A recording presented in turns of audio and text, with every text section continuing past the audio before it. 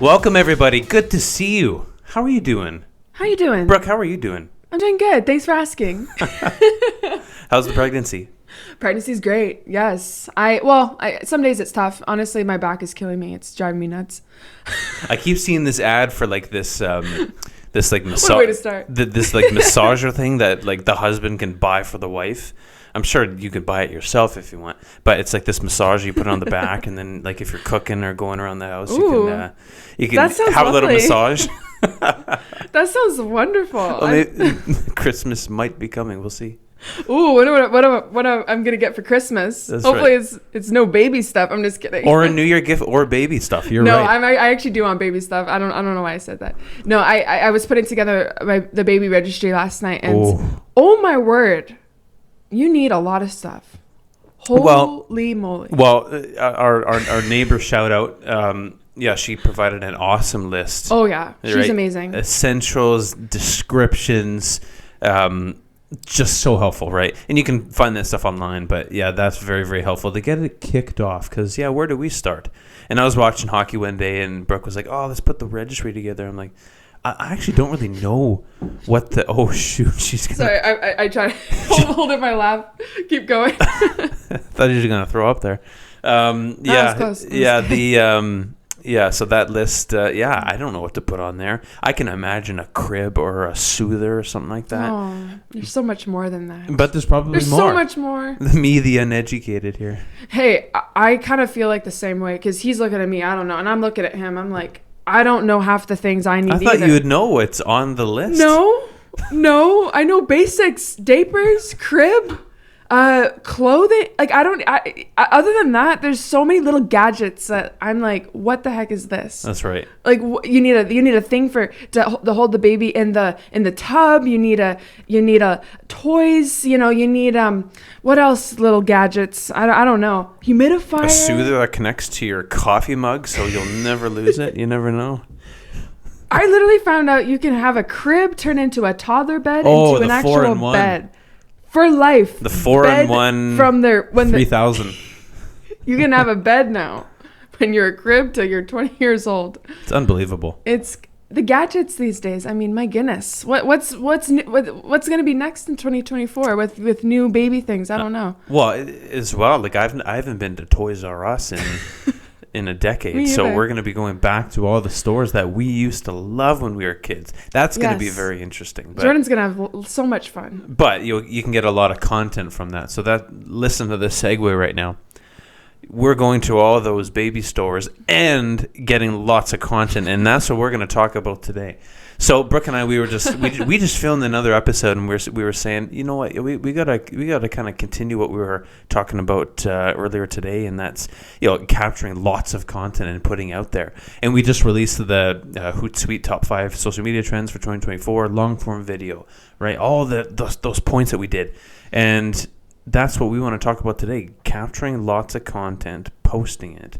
Right, it's not only going to help with your brand awareness, but keep other people informed with what you're doing, right? Obviously, there's lots of ways to capture and release content, but yeah, let's get into that, yeah. Let's get into it. Man, this is one of my favorite topics, content marketing, because I think this is going to continue to be even bigger in 2024 because more brands are investing more in content marketing. It's no longer just the old traditional ways of marketing. It's on social media, podcasting.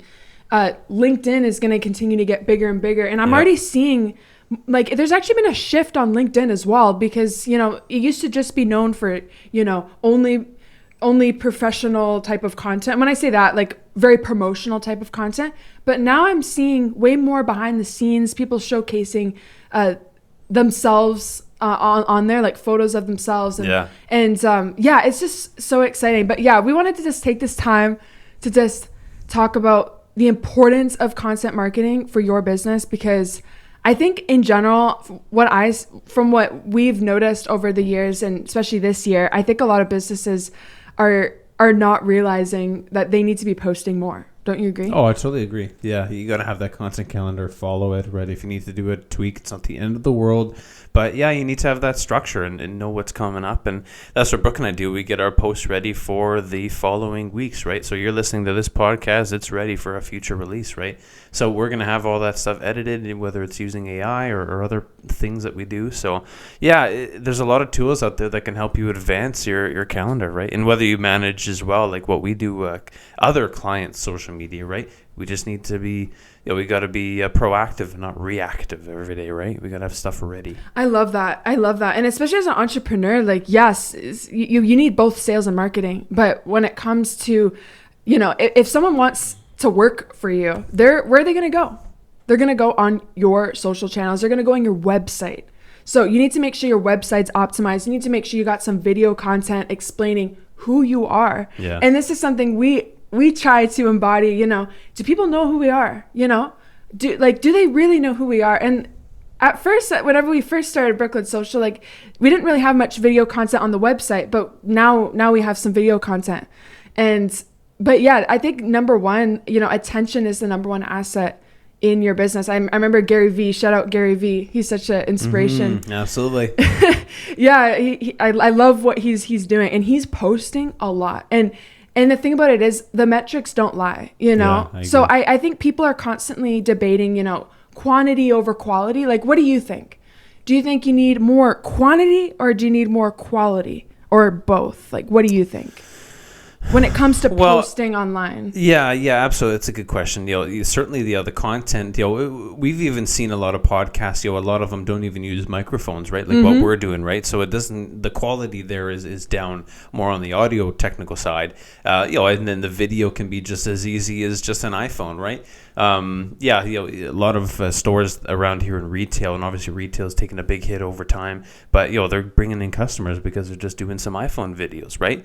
And they don't even have a fancy camera. Yeah, even you don't Brooke, need a fancy right? camera. She uses the little Rode lapel mic, and it hooks that up to the phone. That's easy, right? Stuff like that. The quality is not like this studio and 4K, all that. You don't need that. So quality certainly is optional depending on obviously the situation. Like if you're watching Survivor or the Canucks or something, you got to have the equipment. But for influencers and content creators like this, it doesn't need to be quality to the nines. No. Quantity is going to be big as well. Like, totally. You got to certainly keep informed because it's a busy world out there. It's a noisy world. Saturated. Right? With a lot of different content creators, a lot of people putting out their brands. So to keep up, you got to have quantity, right? You absolutely need quantity. And this was a pivotal thing that I learned last year. I don't think I've talked about it here on the podcast, but I started my business, where we started the business about 2 years ago, but I actually started it initially by myself. She was alone for a little bit. She was a lone ranger. I was a lone ranger.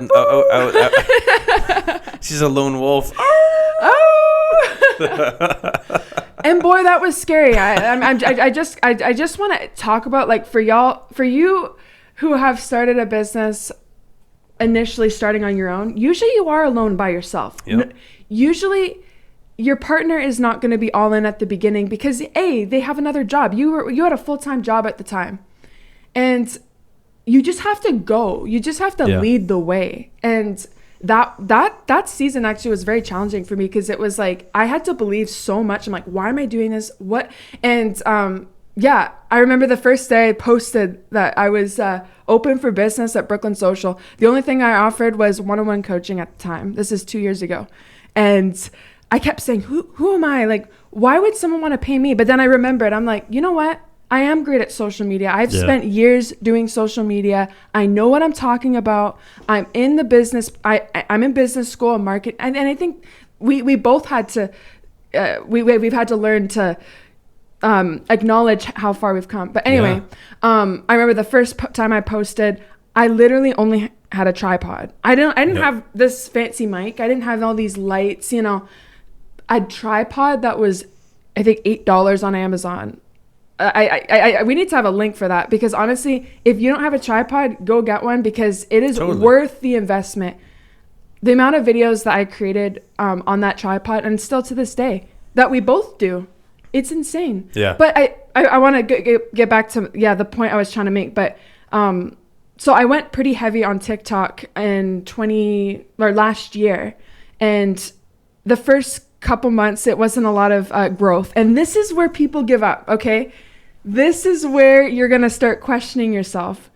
Am I posting the right thing? What the heck am I doing? And that's where I was. Yeah. And that's normal. You don't know the platform. Every platform, LinkedIn, Instagram, TikTok, they're all very different. And when you start posting the first couple months, it's not going to be the best, okay? And 2, you're going to learn so much, right? Like from your mistakes. Absolutely. I learned so much from my mistakes. Learn by doing and tweaking along the way. Yeah. Exactly. So for me to get to it, I remember when I hit 1,000 on TikTok, it took me a while, but I remember when I hit 1,000, I jumped from that to 40,000 on TikTok in the span, I think, of a couple months. And I think what I did was I posted quality content, but number 2, I posted like a lot on TikTok. And I think you have to do what's best for the platform, especially on TikTok. Quantity does matter. And I've heard so many people say quantity, doesn't actually matter. I'm like, if you want to get known and seen, quantity does matter. It does.